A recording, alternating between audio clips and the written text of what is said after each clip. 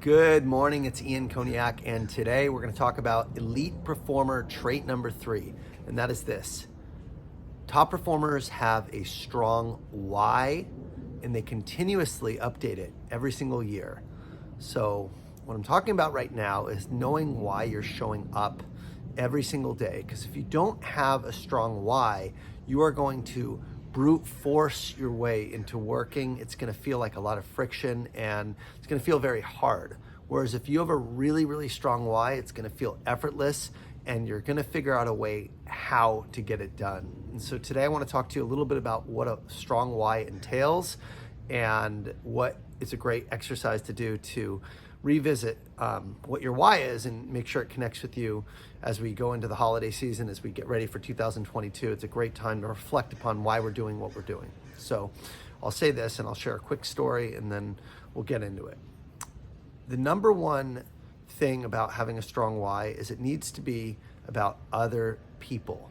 For me, when it was just about making as much money as I can, when it was just about performing to my best, when it was ego driven, I would say it only got me so far, but it felt like an everlasting grind, because what happens when you make that money? What happens when you achieve the top? Then you just have to start over again. So if it's only about money and it's only about you and your ego and feeling like a badass, that's never going to fulfill, because someone's always going to be doing better. There's always going to be another level. But when you make it about other people, it makes a huge difference. So I'll give you a couple quick examples. The house that I'm sitting in right now, it's my absolute dream house and I love it. And the reason we have this house, frankly, is because my wife and I wanted to stay in Los Angeles. We wanted to be by the beach and we couldn't afford this, going back to 2017, almost 5 years ago, we couldn't afford the houses around here that we wanted. And we were looking at a certain price range, but what we wanted was probably 50% higher than that to get there. And we were very discouraged and we were considering leaving LA and going to live in Temecula, a couple hours outside, where we could afford a killer house. And I went to a personal development retreat and, we imagined what a perfect house would be. We did a visualization. I actually imagined my wife sitting in the same house we're at right now. I literally pictured the area right behind me, right there in the garden, and some of the trees that we have, and I pictured her gardening in a similar place by steps just like this. And don't ask me how it happened, but it certainly manifested, and that's the house we live in right now. And so this stuff works. And that year, even though I was super discouraged at first, what ended up happening was I told my wife, let's look in the price range that we want, not what we can afford, but what we want, and I'm gonna figure out a way to get it done. And I was so driven by wanting to keep our family in Los Angeles, where my friends and family were, versus moving a couple hours outside, that I actually that year finished number 1 at Salesforce and made over 7 figures, and we bought our dream house. And you can't make this stuff up. I was so driven, I would have done anything. I was working as hard as I've ever done. I wouldn't take no for an answer. I was focused on executing every day. I didn't make excuses. I was all in. And that's what the why should get you to, an all-in state. A couple years later, fast forward to 2020, I came back from paternity leave and I was about $1 million short of quota. And I no longer was motivated by money or performance, because I'd come off, 4 great years. I had finished number 1 at Salesforce. And I'm like, you know what? The things that motivated me before, getting to the top, buying my dream house, making $1 million, it doesn't matter anymore, because that's not my motivation anymore. I just didn't feel it.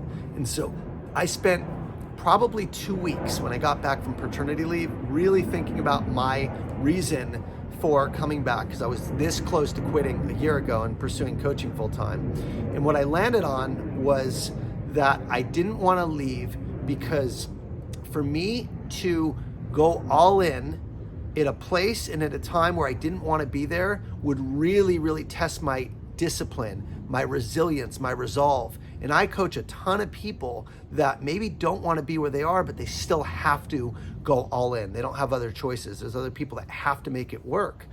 And I said, you know what? If I'm going to be a great coach, I'm going to put myself in the shoes of my future clients. So I need to do the thing I don't want to do. And right now, I don't want to be here. I don't want to face my fear of having to sell $1 million. I was afraid that if I came back and failed, I didn't hit my number, that I would be an imposter and I couldn't coach others. And I said, you know what? This is exactly why I need to do this, because I need to drink my own medicine, face my fear, and do the hard things first. If I'm gonna be a better coach, I need to lead by example and do it myself. And sure enough, I came back and I worked my ass off for the last quarter of my time at Salesforce. I sold 1.1 million in 90 days, and I finished over plan for my last year of Salesforce, setting me up to leave and to run my coaching business full time.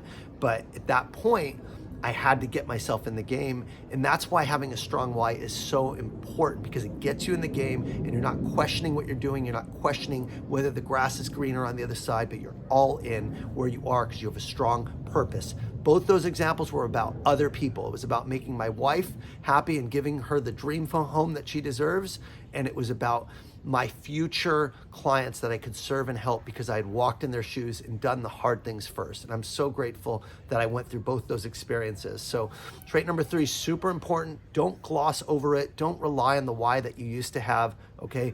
Find your new why, spend a week, 2 weeks, as long as you need to get yourself in the game, okay? Some examples of whys that have worked for my clients is some of it's financially, buying that dream house, getting out of debt, saving money, getting out of the pain of stressing every month. Another why is about being the best version of yourself. That is a huge motivator when people feel like they're performing below their potential and they want to get to the top and they're just so fed up with being mediocre. That is a massive why. Another why could be revenge, proving people wrong that doubted you, the haters, the people that didn't believe in you, that thought you couldn't do it, right?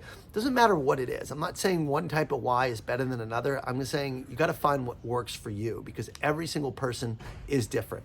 I'm Ian Koniak. Thanks for listening. Go out and get it. Take care.